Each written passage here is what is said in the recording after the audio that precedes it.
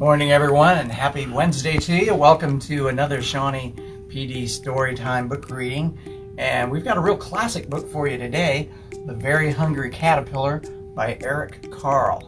You know, back in March, the world was shutting down, and so was everything that we do, because so much of what we did was out in the community.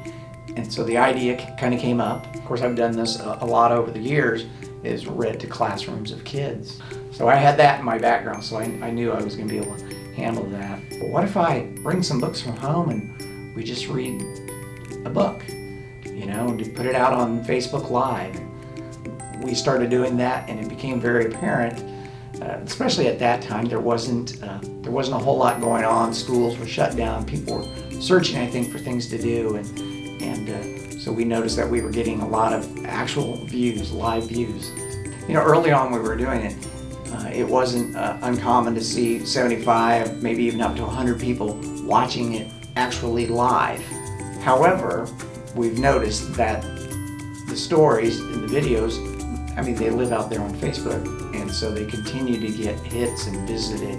You know, I can tell just by looking at the comments, the same people are commenting, and people have an expectation too that we're going to have that 11:30 on Monday through Friday, the police department's going to be reading a story. I've seen more than a couple of photos of myself on a little an iPad or even a TV screen, and a couple little kids eating their lunch, watching me read them a story. So that's pretty cool.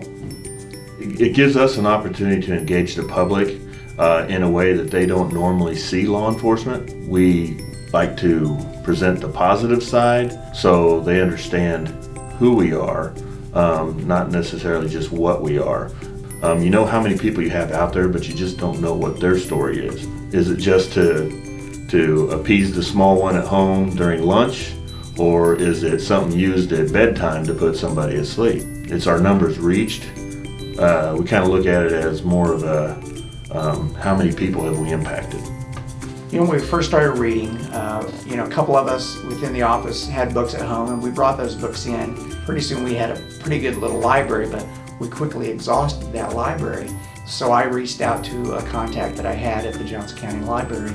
She had seen us doing storybook reading, Storytime.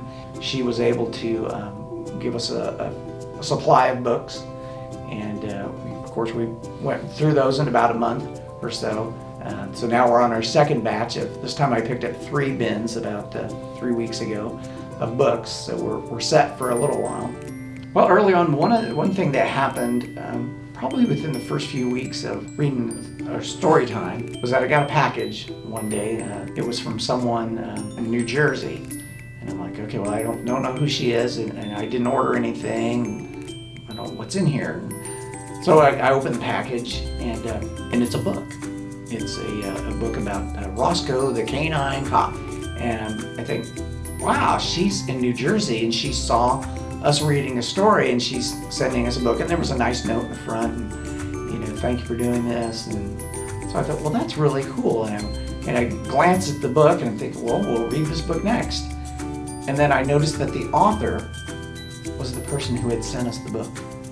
And her husband is a canine officer for a county law enforcement agency somewhere out in New Jersey. I realized then that our reach was clearly beyond Shawnee or Johnson County or even Kansas.